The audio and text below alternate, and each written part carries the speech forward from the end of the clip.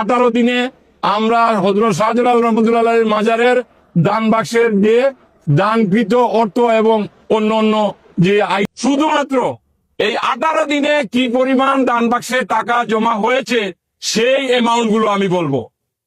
এই 18 দিনে আমরা নগদ অর্থ পেয়েছি 47,10,153। আমরা বাংলাদেশি মুদ্রায় যেটা আমরা দান বাক্সে পেয়েছি। আমরা কিছু বিদেশি টাকা ওই দান বাক্সে পেয়েছি, তার মধ্যে সৌদি রিয়েল 135, তারপরে ইউএস ডলার $20, ভারতীয় রুপি 2532, কাতারি দেহরাম 22, মালয়েশিয়ান রিঙ্গিত 6, হংকংয়ের ডলার 20, ইউরোপিয়ান ইউনিয়নের ইউরো 20, ওমানি দিনার 1 দিনার 450 পয়সা, এবং আমিরাতের দেহরাম 5420 অর্থাৎ 5420, এবং ইন্দোনেশিয়া রুপিয়া পেয়েছি 4000, পাকিস্তানি রুপি পেয়েছি 60, এবং সিঙ্গাপুরি ডলার পেয়েছি 10।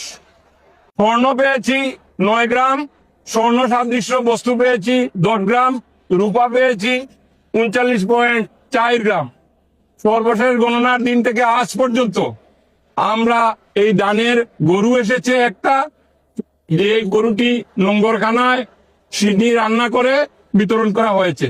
ছাগল পাওয়া গেছে 65টা, তার মধ্যে 40টা লঙ্গরখানায় যারা এই রান্না করে খাবার বিতরণ করা হয়েছে। অবশিষ্ট 25টা ছাগল বিক্রি করা হয়েছে, যার মূল্য 1,15,403 টাকা।